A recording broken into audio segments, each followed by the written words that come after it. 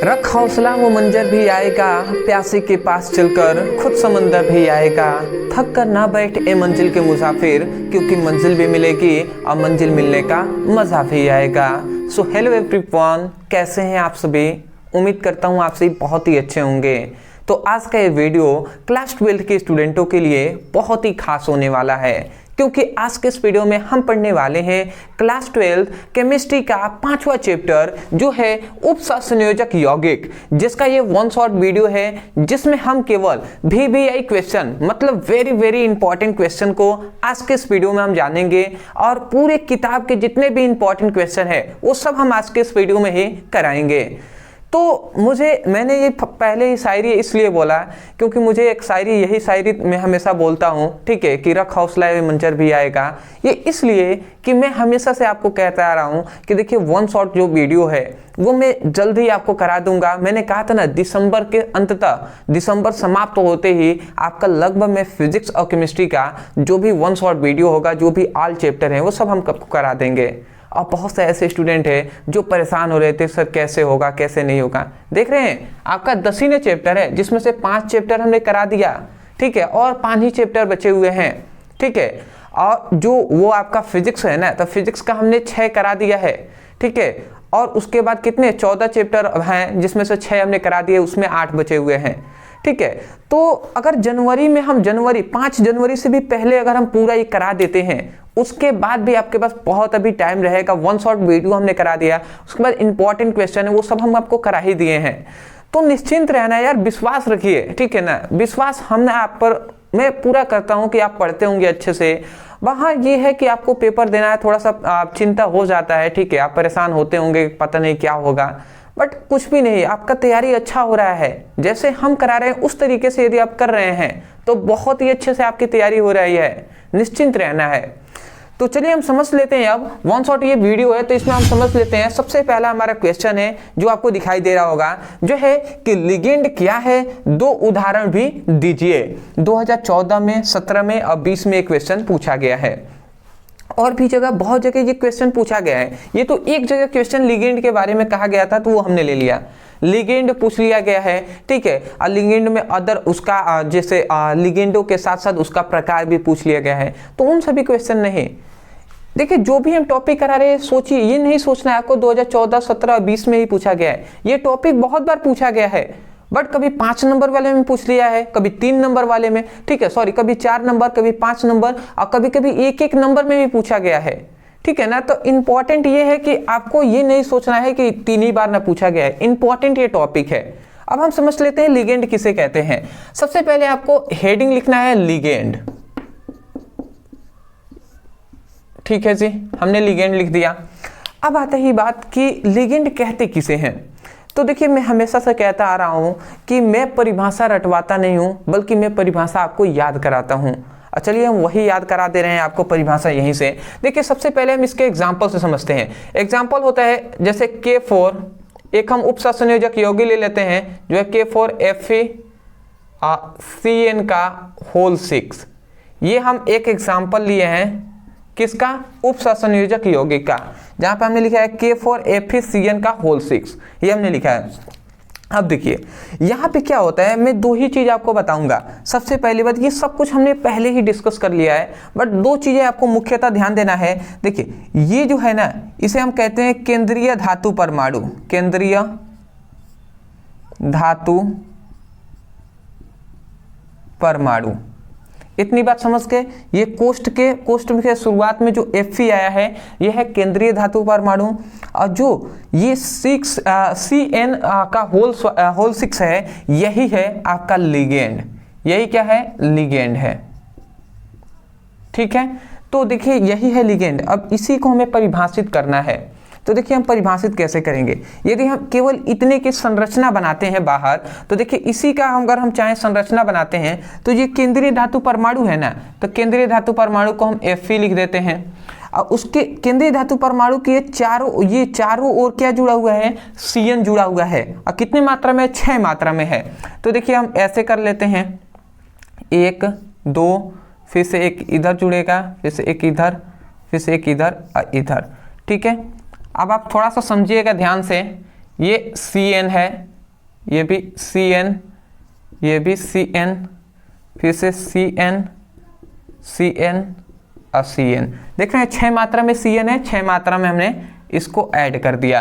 और ये कोष्ठ में है ना, तो कोष्ठ में हमने इसको कर दिया। देख रहे हैं ये कोष्ठ में था तो कोष्ठ में कर दिया। अगर रियलिटी हम देखें तो इसकी संरचना इस प्रकार ही बनेगा। ठीक है, अब देखिए ये है क्या है, ये है केंद्रीय धातु परमाणु। ठीक है, और ये किस बंध द्वारा, ये जो बंध है ना ये उपसंयोजक बंध है। क्या है ये, इस बंध को हमने क्या कहा, इस बंध का नाम है उपसंयोजक बंध। इतनी बात समझ गए, ये उपसंयोजक बंध है। और उपसंयोजक बंध कब बनता है, जब इलेक्ट्रॉनों की मतलब इलेक्ट्रॉन युग्म बनते हैं। मतलब ये Cn है ना, ये इसको एक इलेक्ट्रॉन दे रहा है और इस एक इलेक्ट्रॉन, मतलब इन दोनों का इलेक्ट्रॉनों की साझेदारी हो रही है।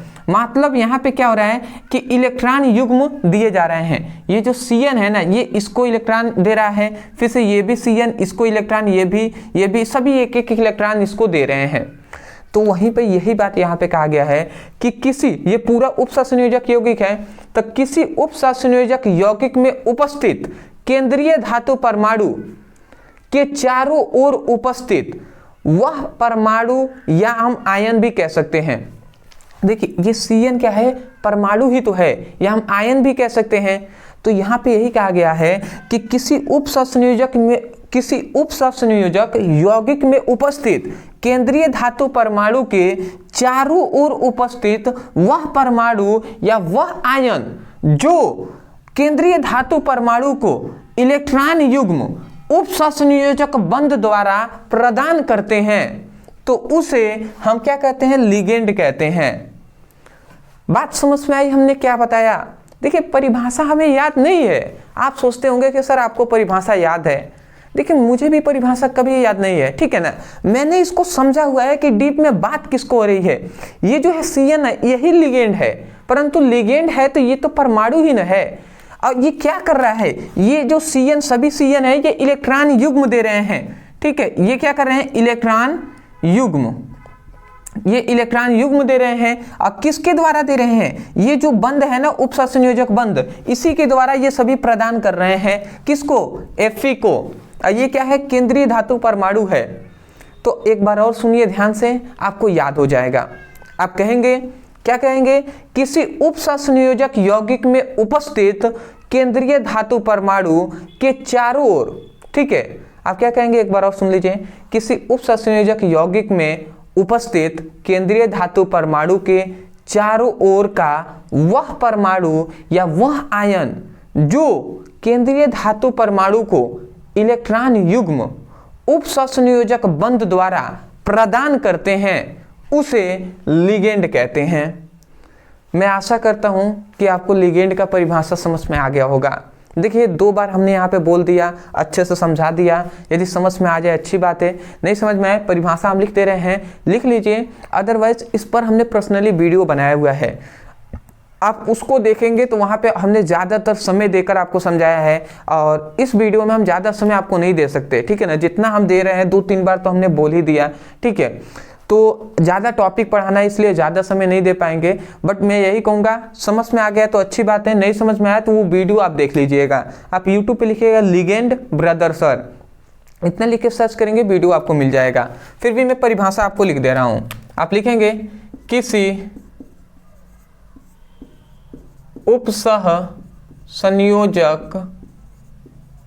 उपसंयोजन लिख सकते हैं या संयोजक भी लिख सकते हैं, ठीक है। यौगिक में उपस्थित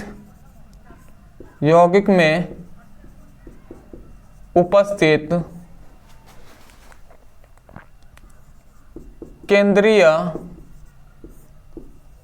धातु परमाणु के चारों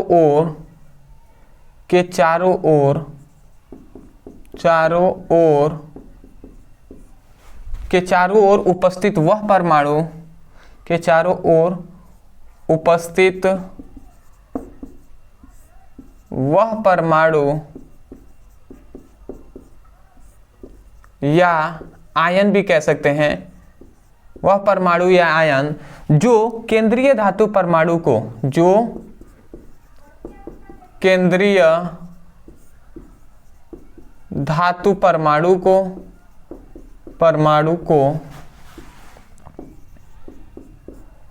इलेक्ट्रॉन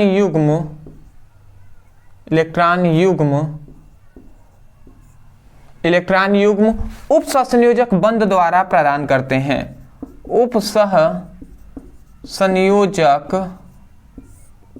बंध द्वारा प्रदान करते हैं, उसे लिगेंड कहते हैं। ठीक है, तो लिगेंड का हमने परिभाषा लिख दिया है। एक बार और यहीं से सुनिए, आपको याद हो जाएगा।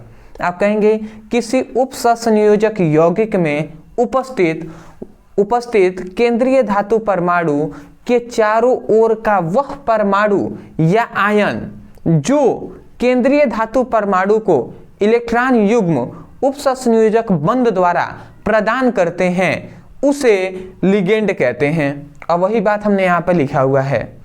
और यहाँ पर लिगेंड का एग्जाम्पल, लिगेंड में मतलब आप इसको लिख सकते हैं एग्जाम्पल में। अगर लिगेंड का कोई एग्जाम्पल पूछे तो आप लिख दीजिएगा, ये जो CN है ये आपका क्या है, एक लिगेंड ही है। ठीक है, तो ये बात आपको याद रखना है। मैं आशा करता हूँ कि आपको समझ में आ गया होगा। ठीक है, जैसे एग्जाम्पल इसका ज़्यादातर पूछ लिया जाता है, तो CN आपका हो जाएगा, CO हो जाएगा, ठीक है, SO4 हो जाएगा, ETC बहुत सारे लिगेंड है। ठीक है ना, क्लोरीन हो जाएगा, इसको क्लोराइडो कहते हैं, माइनस है तो। ठीक है, तो वो सब हमने आपको जब उपसंयोजक यौगिकों का IUPAC नामांकन बताया था तो उसमें हमने डिटेल में बताया था। बट ये सब आप लिख देंगे, ये सभी क्या है, लिगेंड ही हैं। मैं आशा करता हूँ लिगेंड आपका जो टॉपिक है समझ में आ गया होगा। आप स्क्रीनशॉट ले लीजिए, उसके बाद आगे के और भी जो टॉपिक हैं उनको हम देख लेते हैं। स्क्रीनशॉट, मैं आशा करता हूं दोस्तों आपने अच्छे तरीके से स्क्रीनशॉट ले लिया होगा। अब हम देख लेते हैं अपने दूसरे प्रश्न को। तो यहाँ पे हमने 2 प्रश्न लिया है, पहले हम इसको देख लेते हैं, उसके बाद इसको देखेंगे। दूसरा हमारा प्रश्न है कि K4FeCN का होल 6 में केंद्रीय धातु आयन की उपसंयोजकता मतलब समन्वय संख्या तथा ऑक्सीकरण संख्या ज्ञात कीजिए। तो ये क्वेश्चन आपको समझ में आ गया होगा। यहाँ पे कहा जा रहा है कि इसमें जो केंद्रीय धातु आयन है, आयन कहे या परमाणु, तो जो केंद्रीय धातु परमाणु है उसकी हमें उपसंयोजक संख्या कहे या समन्वय संख्या कहे या उपसंयोजकता कहे, तीनों बात एक ही है, इससे कंफ्यूज नहीं होना है। तो उपसंयोजकता उसका ज्ञात करना है, फिर से ऑक्सीकरण संख्या भी ज्ञात करना है। अब देखिए, सबसे पहली बात मैं आपको बता दूं कि देखिए, मैं कहता हूं ना कि बेसिक से स्टडी करना बहुत ही अच्छा होता है। जैसे यहीं पर कह दिया उपसंयोजक संख्या हमें ज्ञात करना है या समन्वय संख्या। अब देखिए, उपसंयोजक संख्या इतना इजी नहीं है कि हम बता देंगे तो आपको याद हो जाएगा। उसके लिए कम से कम 10 से 20 मिनट आपको देना होगा, पूरा बेसिक से आपको बताना होगा, तब समझ में आएगा। अब बताइए, हम यहाँ पे अगर बेसिक आपको बताने लगे तो बहुत ही समय लगेगा। ठीक है, तो इसीलिए हमने पहले ये सब कुछ करा दिया है। अब मुझे पता है कि बहुत से ऐसे स्टूडेंट होंगे जिन्होंने वो वीडियो देखा होगा जिसमें हमने बताया था कि उपसंयोजक संख्या कैसे निकालें। तो आपको क्या करना है, इस जो भी हम बताएंगे उसको नोट्स में लिख लेना है। उसके बाद जब वीडियो समाप्त हो तो कुछ हम टॉपिक आपको बताएंगे, उसको तुरंत उसी समय वीडियो में जाकर देख लीजिएगा। जैसे उपसंयोजक, पहले नोट लिख लीजिए साइड में, उपसंयोजक संख्या कैसे निकालें ब्रदर सर, इतना लिखकर आप YouTube पे सर्च करेंगे, वीडियो आपको मिल जाएगा। समझ रहे हैं, तो वहां से इसको जरूर पढ़ लीजिएगा। ऑक्सीकरण संख्या कैसे निकालें, इस पर भी वीडियो बनाया है। जो हम समझा रहे हैं यहाँ पे समझ में आ जाए अच्छी बात है, ना आए तो ऑक्सीकरण संख्या कैसे निकालें ब्रदर सर, इतना लिख के सर्च कीजिएगा, वो वीडियो आपको मिल जाएगा। समझ रहे हैं, फिर भी मैं कोशिश करता हूँ, समझिए। सबसे पहले हल या उत्तर आप लिख सकते हैं। देखिए, यहाँ पे सबसे पहले ये है K4FeCN का होल 6 ये है। अब मैं आपसे कहूं कि यहाँ पे केंद्रीय धातु आयन कौन है, तो आपको अभी हमने जस्ट अभी बताया था कि केंद्रीय धातु जो आयन होता है ये वाला होता है। ठीक है, मतलब लिगेंड के जिसके चारों ओर लिगेंड जुड़ा वही ना, और ज़्यादातर कोष्ठ के फर्स्ट वाला जो होता है वही होता है जो है केंद्रीय धातु परमाणु। तो ये है केंद्रीय धातु परमाणु, इतनी बात समझ गए, ये है केंद्रीय धातु परमाणु। अब देखते हैं जो ये केंद्रीय धातु परमाणु है इसी का हमें समन्वय संख्या या उपसंयोजकता निकालना है। तो पहले इसको मैं बता दे रहा हूं, इसका आप याद रखेंगे कि जो Fe है, यहां पे मैं लिख दे रहा हूं कि Fe का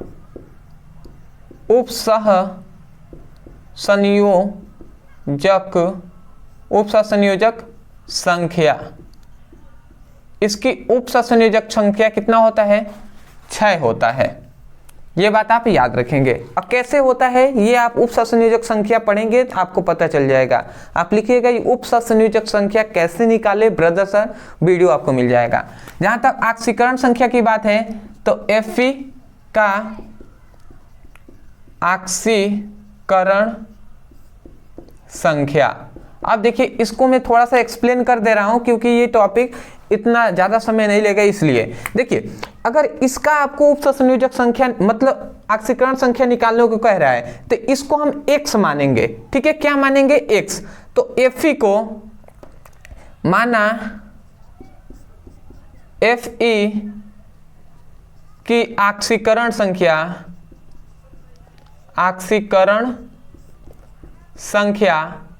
x है, इस प्रकार आप लिख देंगे।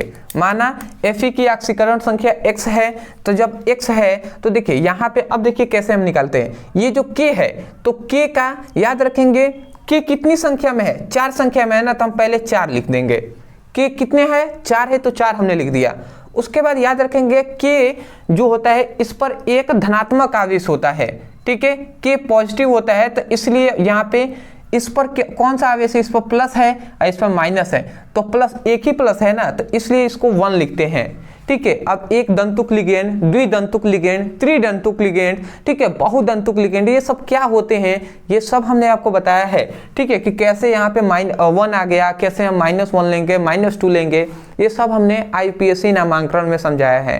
तो आप पढ़ लीजिएगा IPSC नामांकन, ठीक है, उपसंयोजक संख्याओं का IPSC नाम ब्रदर सर, इतना लिख के सर्च कीजिएगा, वीडियो मिल जाएगा वो भी, ठीक है। तो आप समझ गए 4 इस पर 1 होता है तो 1 हमने लिख दिया।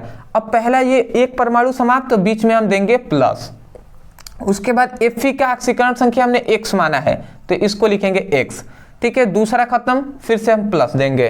फिर से तीसरा आता है Cn की संख्या कितनी है, 6 है, तो 6 पहले लिखेंगे। उसके बाद गुणा हम लिखेंगे। उसके बाद Cn पर -1 होता है, Cn पर कितना आवेश होता है, -1 आवेश, तो -1 से हम इसको गुणा कर देंगे। इक्वल टू हम क्या लिखेंगे, 0 लिखेंगे। क्या लिखेंगे, 0। समझ रहे हैं, आगे बढ़ते हैं।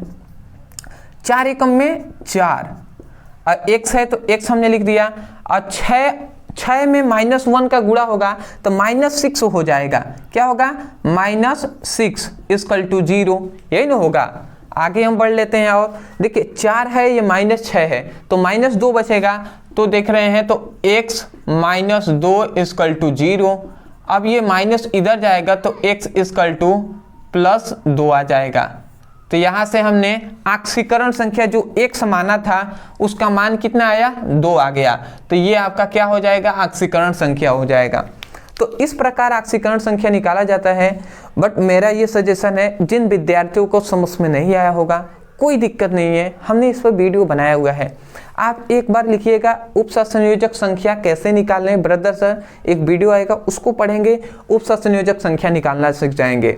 उसके बाद एक बार और लिखिएगा ऑक्सीकरण संख्या कैसे निकालें ब्रदर सर, इतना लिख के सर्च करेंगे, एक वीडियो मिलेगा उसको पढ़ लेंगे, आपको समझ में आ जाएगा, ठीक है। देखिए बिना एफर्ट और बिना मेहनत किए कुछ मिलने वाला नहीं है, कुछ भी नहीं मिलेगा, बिना अगर मेहनत नहीं करेंगे तो कुछ नहीं मिलने वाला, ठीक है ना।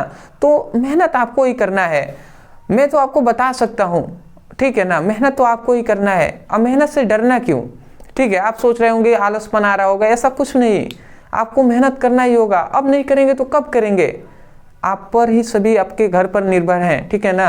आप पढ़ेंगे लिखेंगे तभी आपके माता पिता भी खुश होंगे, आप भी खुश होंगे, ठीक है। जब आपको समाज में आपका इज्जत होगा, कितना आपका भी खुशी होगा, अंदर से दिल में खुशी होगा, और उसके साथ साथ आपके माता पिता को तो और भी ज़्यादा खुशी होगा।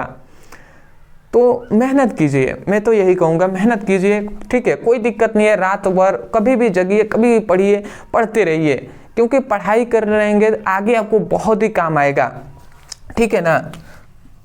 आगे अब समझ लेते हैं। दूसरा यहाँ पे क्या जा रहा है कि CuNH3 का होल 4SO4 में कॉपर का ऑक्सीकरण संख्या ज्ञात कीजिए। 2014-23 में एक क्वेश्चन पूछा गया है, और ये 2023 में पूछा गया है। देखिए ऐसे बहुत सारे क्वेश्चन पूछे गए हैं, अब सभी को तो हम आपको बता नहीं सकते, ठीक है, सभी को हम कराने लगे तो दिक्कत हो जाएगा। एक दो आप सीख जाएंगे कि ये मतलब इसका निकालना मान सीख गए तो किसी का भी आप निकाल सकते हैं, इसलिए हम इन दोनों को कहते हैं निकालना सीख लीजिए। अगला हम देख लेते हैं इनका, ये CuNH3 का होल 4, ये क्या है, SO4 है। इसमें कॉपर की ऑक्सीकरण संख्या निकालना है, तो हम लिखेंगे कि माना Cu का ऑक्सीकरण संख्या x है। ऐसे हमने मान लिया कि Cu का ऑक्सीकरण संख्या x है, तो जब x है तो हम इसको x लिख देंगे। फिर से NH3 कितनी संख्या में है, 4 है ना, तो हम 4 लिखेंगे और गुणा देंगे। और NH3 जो होता है ये उदासीन क्या है, एक लिगेंड है, इसका क्या होता है, इसके ऊपर 0 आवेश होता है, तो 0 से गुणा करा देंगे। फिर से अब समझिए, ये जो कोष्ठ के बाहर है ना, इधर अगर होगा तो = हम देते हैं, क्या हम देते हैं, = और उसके बाद आप फिर से समझेंगे तो ये क्या है, SO4 है, तो SO4 की संख्या कितनी है, 1 है, तो 1 हमने लिख दिया।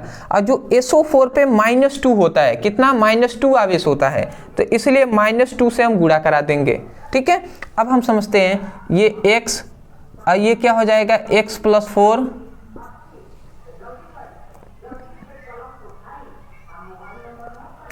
मिस्टेक हो रहा है क्या,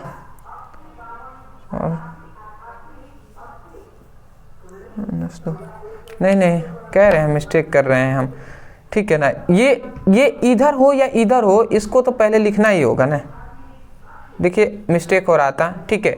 एक बार और समझ लेते हैं, इसको हमने x मान लिया, NH3 का होल 4 है, तो इसका मतलब 4 संख्या में है, तो हमने 4 लिख दिया। NH3 का क्या होता है, 0 होता है, तो 0 हमने लिख दिया। समझ पा रहे हैं इतना। उसके बाद फिर से ये SO4 है ना, SO4, तो फिर से हम प्लस देंगे। SO जो 4 है, इसका याद रखेंगे संख्या तो 1 है, परंतु इस पर -2 आवेश होता है, तो -2 हम लिख देंगे।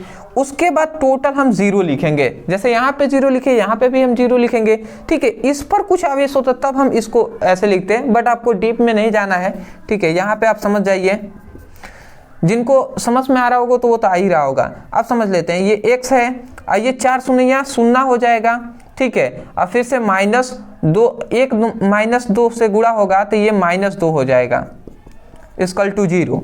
अब हम समझ लेते हैं, ये x है, -2 उधर जाएगा ना, तो +2 हो जाएगा, तो x का मान यहाँ पे +2 आ गया, ये आपका आंसर हो जाएगा।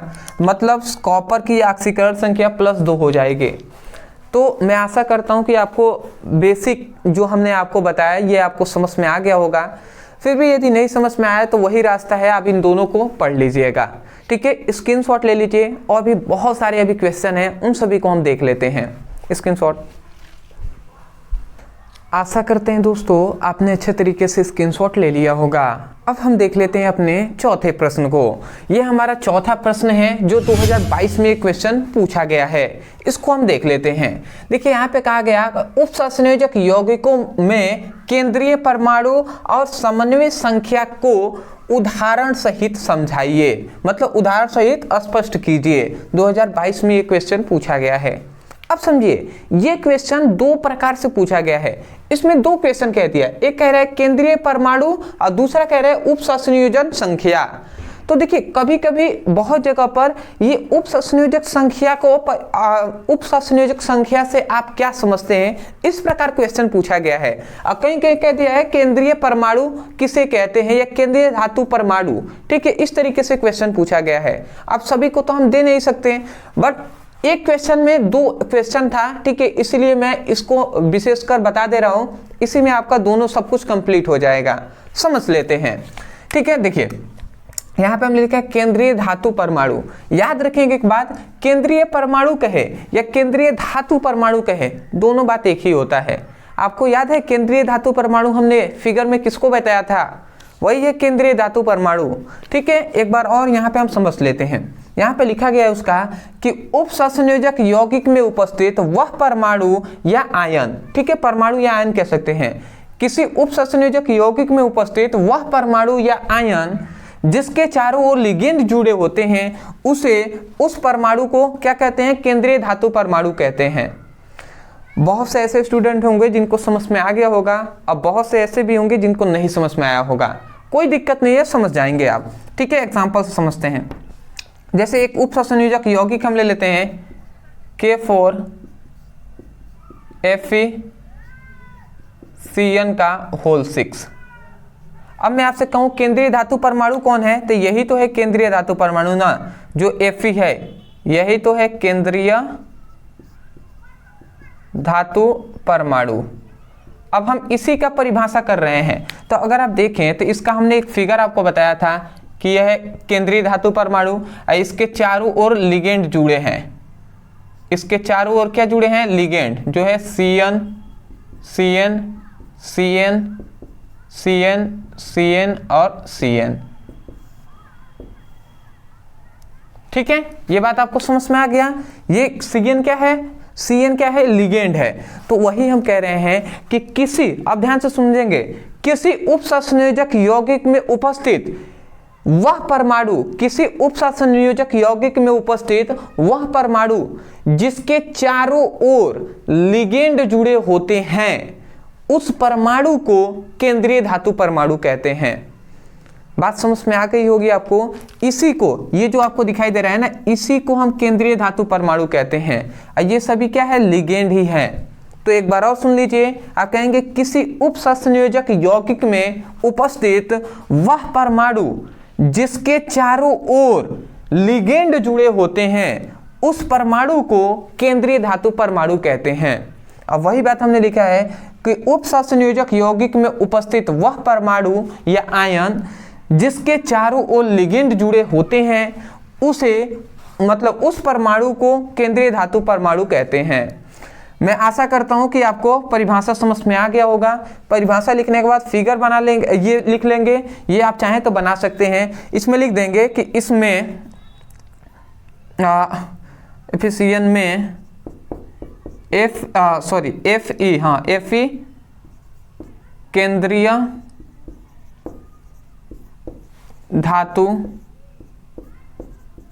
परमाणु है, ठीक है। ये बात आप समझ गए कि इसमें Fe जो है वही केंद्रीय धातु परमाणु है। आशा करते हैं आपको समझ में आ गया होगा। आते हैं दूसरे पर, जो है उपसंयोजक संख्या या समन्वय संख्या या उपसंयोजकता भी हम कह सकते हैं। क्या, उपसंयोजकता, या तो उपसंयोजकता कहे या उपसंयोजक संख्या कहे या समन्वय संख्या कहे, सभी बात एक ही है। अब इसको भी हम समझ लेते हैं। परिभाषा हमने लिखा हुआ है, हमने लिखा है किसी क्रिस्टलीय जालक में उपस्थित कोई परमाणु अपने पास के जितने परमाणु से घिरा होता है, उसे उस परमाणु का समन्वय संख्या या उपसंयोजक संख्या कहते हैं। नहीं समझ में आया, कोई दिक्कत नहीं है, समझ लेते हैं। देखिए यहाँ पे एक शब्द आया है जो है क्रिस्टलीय जालक। तो एक हम क्रिस्टलीय जालक ले लेते हैं। ये क्या है, एक क्रिस्टलीय हम जालक ले लेते हैं। थोड़ा सा सब्र रखिएगा, आपको समझ में एक एक बात आएगा। ये हम एक क्रिस्टलीय जालक ले लेते हैं।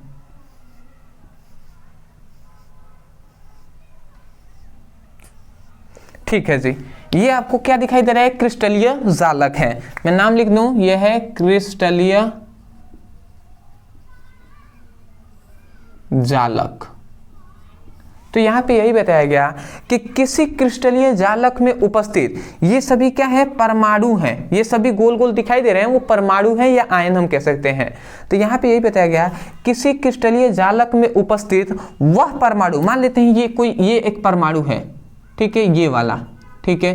तो यही बात कहा गया कि किसी क्रिस्टलीय जालक में उपस्थित वह परमाणु, ठीक है, किसी क्रिस्टलीय जालक में उपस्थित कोई परमाणु, ये कोई एक परमाणु ही तो है, तो यहाँ पे कहा गया किसी क्रिस्टलीय जालक में उपस्थित कोई परमाणु जितने परमाणुओं से घिरा होता है। अगर हम देखें तो ये परमाणु कितने से घिरा है, एक देखिए इसके ऊपर एक है, एक इसके नीचे है, एक इसके दाएं से, एक इसके बाएं है, ठीक है, मतलब 4 परमाणुओं से ये घिरा हुआ है, ठीक है, ये वाला परमाणु।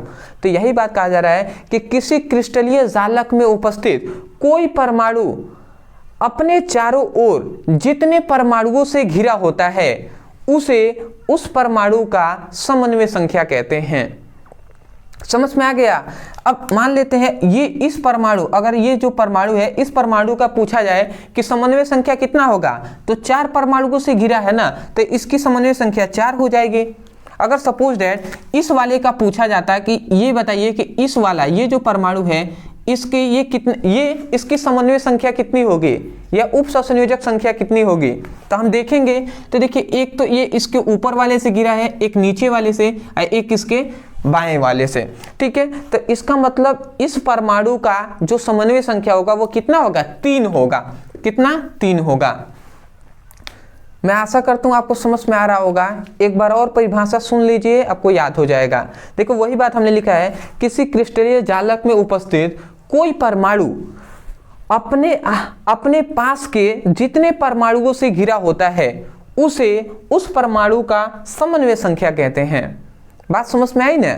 वही बात कहा जा रहा है कि किसी क्रिस्टलीय जालक में उपस्थित कोई परमाणु अपने पास के जितने परमाणुओं से घिरा होता है उस परमाणु को क्या कहते हैं, उस परमाणु का समन्वय संख्या या उप सहसंयोजक संख्या कहते हैं।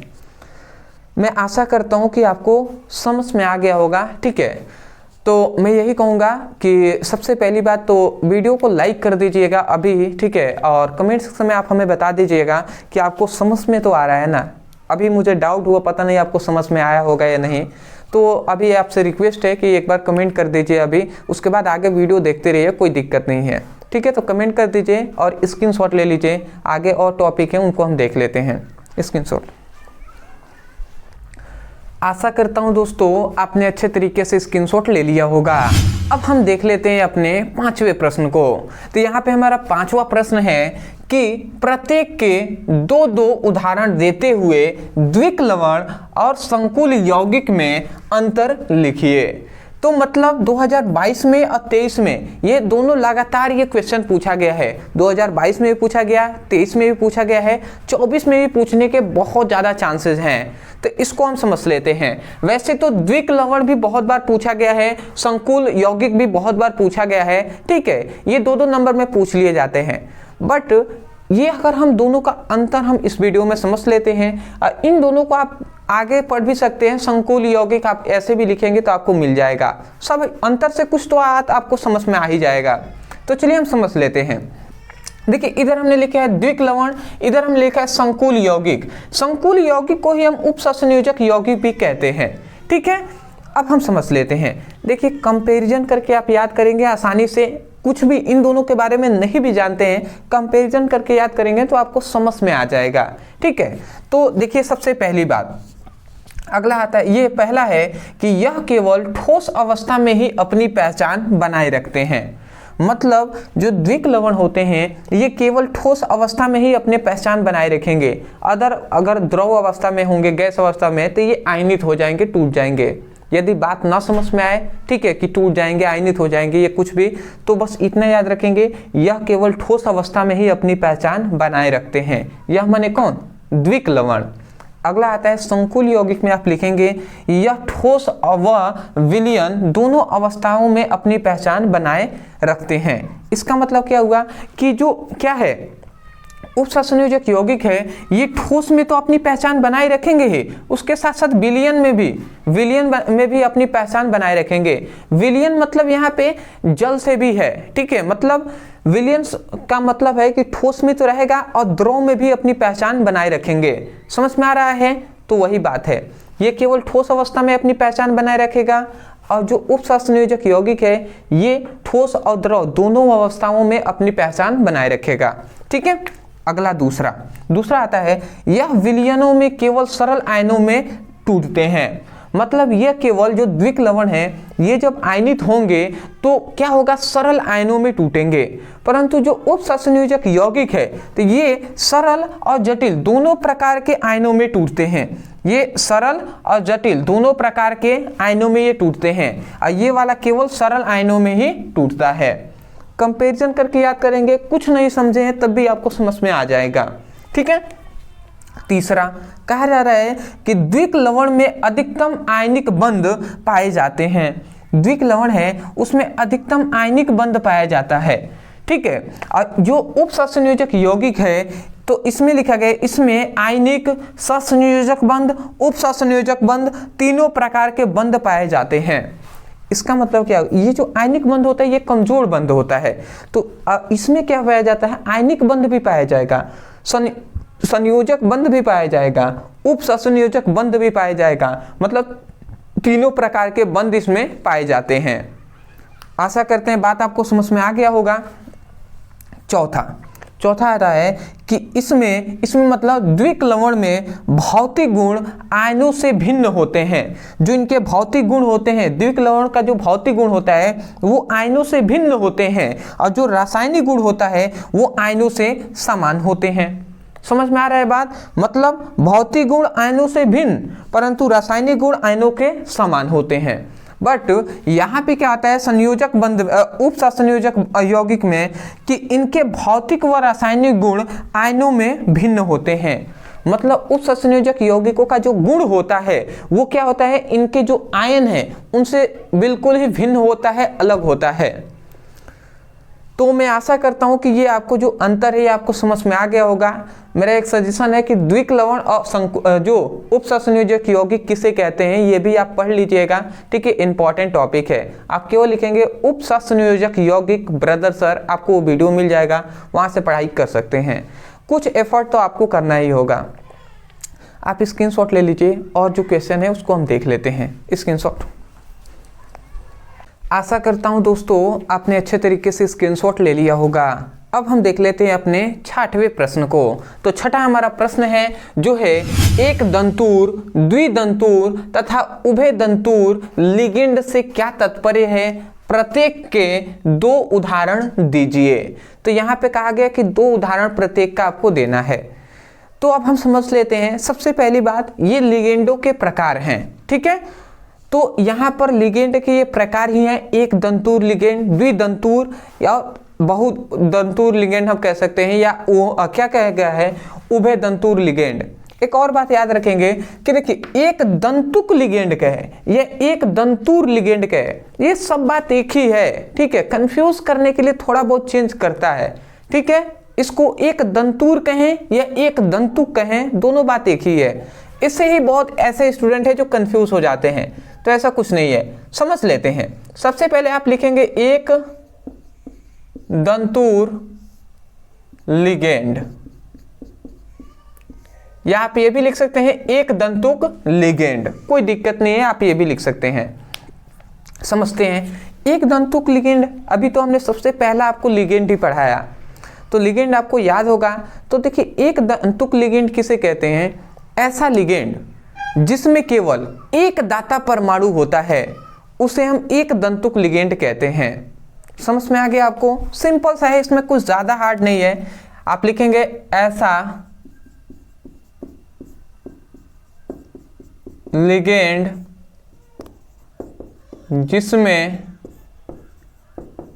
केवल कितना, जिसमें केवल एक दाता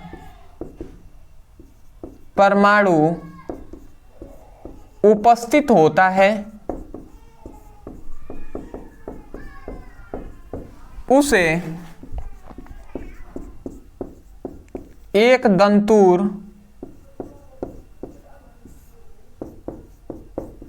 लिगेंड कहते हैं। हालांकि ये सब टॉपिक हमने करा दिया है, इसलिए थोड़ा सा फास्ट चलेंगे, इसमें कुछ ज़्यादा समझने वाला नहीं है, ठीक है। ऐसे लिगेंड जिसमें केवल एक दाता परमाणु होंगे उसे हम एक दंतुर लिगेंड या एक दंतुक लिगेंड कहते हैं। अगर एग्जाम्पल पे बात आती है तो ये सब आप एग्जाम्पल लिख सकते हैं, जैसे कि Cl- इसको क्लोराइडो कहते हैं। क्या कहते हैं? क्लोराइडो, ठीक है। ये सब हमने क्या इन सभी को हमने नाम सब कुछ बताया हुआ है, ठीक है। Cn- इसको साइनो कहते हैं, ठीक है। अदर आप दो हमने इसको इस तरीके से लिख दे रहे हैं, मैं एक लाइन में रहेगा, सही रहेगा। फिर से साइनो हो जाएगा, Cn हो जाएगा, ठीक है। उसके बाद एक्वा H2O हो जाएगा, ठीक है। NH3 हो जाएगा, एमीन, ठीक है। तो ये सभी क्या है आपके क्या है? एग्जाम्पल हैं, ठीक है। NH3 रहेगा, एमीन। तो ये सभी एग्जाम्पल है, और भी बहुत सारे आप देख सकते हैं। ये सभी एक दंतुक लिगेंड है, मतलब ये सभी एक दाता परमाणु है, एक ही दाता परमाणु को देते हैं, ठीक है। अगला आता है द्विदंतुर लिगेंड। फर्स्ट सेकेंड द्विदंतुर लिगेंड। द्विदंतुर लिगेंड आपको समझ में आ गया होगा। द्विदंतुर लिगेंड कहा गया है। द्विदंतुर मतलब जिसमें दो दाता परमाणु होता है, द्विदंतुक लिगेंड कहते हैं। तो आप लिखते हुए चलिए, ऐसा लिगेंड जिसमें केवल दो दाता परमाणु होता है उसे द्विदंतुर लिगेंड कहते हैं, ठीक है। थोड़ा सा फास्ट हम चल रहे हैं, इसमें सिंपल सा है। इसमें दो दाता परमाणु होगा, द्विदंतुर लिगेंड कहेंगे। एक दाता परमाणु होगा, एक दंतुर लिगेंड कहेंगे। यदि हम इसके एग्जाम्पल पे बात करें, ठीक है, इसको इसी कलर से मैं लिख देता हूं। जैसे एग्जाम्पल हो जाएगा NH2 CH2 CH2 NH2, ठीक है। देखिए ये जो यहाँ पे नाइट्रोजन है ना, ये दो दाता परमाणु है, देख रहे हैं। एक ये दाता परमाणु है, एक ये दाता परमाणु है। तो इसमें दो दाता परमाणु हो गए कि नहीं? तो ये क्या होगा? द्विदंतुक लिगेंड कहलाएगा या द्विदंतुर लिगेंड होगा। ये आप एग्जाम्पल लिख लेंगे। आशा करते हैं समझ गए होंगे, ठीक है। और भी बहुत सारे हैं। एक इसको और आपको बताना है कि इसका और एक एग्जाम्पल क्या होगा, सब आपको मैं थोड़ा सा बताना है आपको, ठीक है। तीसरा, मुझे कहीं जाना है इसलिए मैं थोड़ा सा फास्ट चल रहा हूं, ठीक है ना। अगला आता है उभयदंतुक लिगेंड।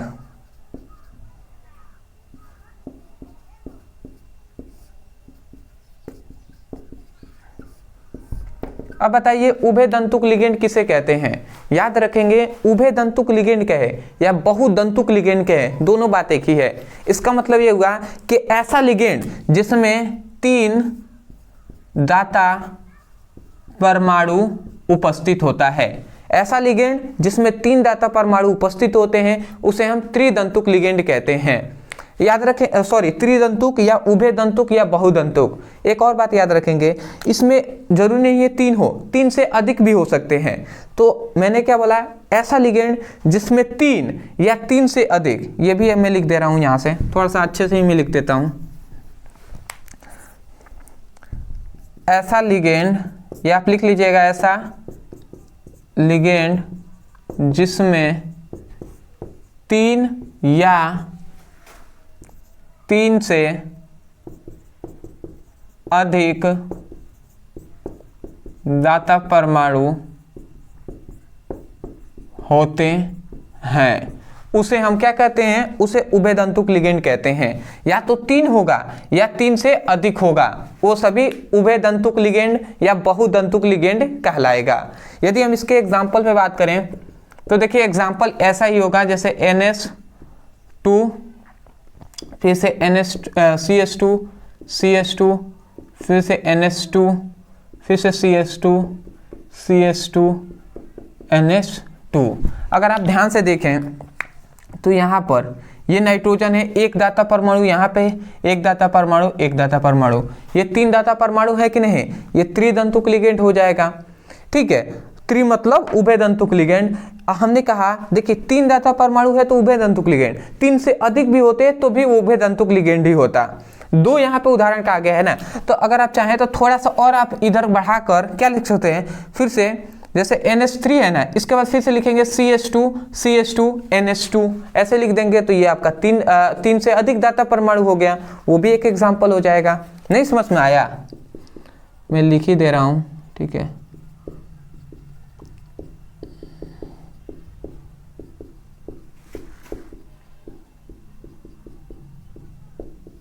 CH2 NH2। ठीक है, दिखाई तो देना चाहिए।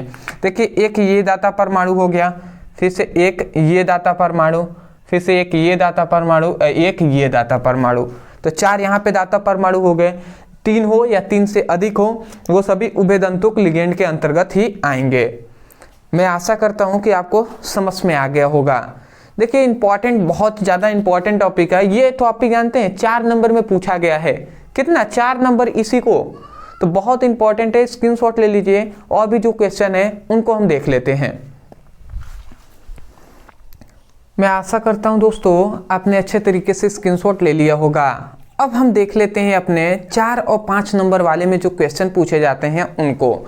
तो देखिए यहाँ पे ध्यान से आप समझेंगे, यहाँ पे हमने 3 प्रश्न को ले लिया है, ये तीनों आपको तैयार कर लेना है। पहला है वर्नर सिद्धांत की अवधारणाएं लिखिए। 2019 में, 20 में, फिर से 22 में क्वेश्चन पूछा गया है। बहुत ही इंपॉर्टेंट ये है जो है वर्नर सिद्धांत। ठीक है, तो मैं यही कहूँगा वर्नर सिद्धांत पढ़ना है, आप YouTube पे लिखिएगा वर्नर सिद्धांत ब्रदर सर, इतना लिख के सर्च करेंगे, वीडियो आ जाएगा, उसको देखिएगा, आपको सब कुछ समझ में आ जाएगा। ठीक है, और देखिए ये ही इस चैप्टर का सबसे इंपॉर्टेंट क्वेश्चन है, सबसे हम कह सकते हैं, क्योंकि ये 4-4, 5-5 नंबर आपको दिलाएगा। समझ रहे हैं ना।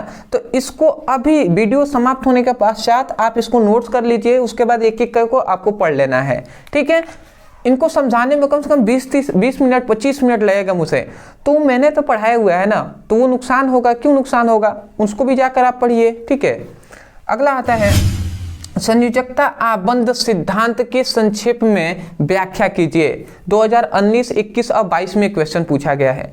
देखिए यहाँ पे क्या है, संक्षेप में, छोटे में आपको व्याख्या करना है। और ये क्वेश्चन आपको 4 नंबर में पूछ लिया, तो 4 नंबर में पूछा गया तो इस नहीं कि इतना लिख देना है, नहीं, ये संक्षेप में कहा ना, फिर भी आपको 4 नंबर में पूछा गया तो कम से कम 1 पेज में लिखना होगा। और हमने ये टॉपिक कराया हुआ है, आप लिखेंगे संयोजकता आबंध सिद्धांत ब्रदर सर, इतना लिख के सर्च कीजिए यूट्यूब पर, आपको वीडियो मिल जाएगा। अब बिल्कुल आपको पढ़ना ही है। और तीसरा है, 9वां हमारा क्वेश्चन है कि उप सहसंयोजक यौगिकों का IUPAC नामांकन। मैं साइड में आपको इसका फोटो भी लगा दूंगा। लगभग हर साल ये क्वेश्चन पूछा जाता है, बहुत ज्यादा पूछा गया है कि IUPAC नाम इसका किस प्रकार लिखेंगे, कैसे हम बताएंगे IUPAC नाम, सब हमने सिखाया हुआ है, 2 पार्ट में हमने बताया है। इसको जरूर आप पढ़ लीजिएगा। लिखेंगे केवल उप सहसंयोजक यौगिकों का IUPAC नामांकन ब्रदर सर, इतना लिख के सर्च कीजिएगा, वीडियो आपको मिल जाएगा, तो वहाँ से इन सभी का पढ़ाई कर सकते हैं। मैं आशा करता हूँ कि मैंने जो कहा ये आपको समझ में आया होगा, और यदि आप अच्छा नंबर लाना चाहते होंगे तो बिल्कुल आप ऐसे ही पढ़ाई भी करेंगे। मैं यही कहूँगा, यदि आपको इस वीडियो से कुछ हेल्प मिला हो तो वीडियो को लाइक कर दीजिएगा। चैनल पे यदि आप नए हैं तो चैनल को सब्सक्राइब कर दीजिए, क्योंकि आगे भी हम ऐसे ही कंटेंट आपके लिए प्रोवाइड कराते रहेंगे। और हमें कमेंट सेक्शन में ज़रूर बताइएगा कि वास्तव में आपको ये वीडियो कैसा लगा। डिस्क्रिप्शन बॉक्स में सभी का लिंक है, आप जाइए, वहाँ से फिजिक्स की, केमिस्ट्री का, हिंदी का, इंग्लिश का, सभी की पढ़ाई कर सकते हैं। और जो व्हाट्सएप ग्रुप है और जो टेलीग्राम ग्रुप है उसमें ज्वाइन हो जाइएगा, जहाँ पे आपको फ्री में इन सभी का PDF नोट्स आपको वहाँ पे मिल जाएगा। तो मिलते हैं एक नए टॉपिक के साथ, तब तक के लिए धन्यवाद।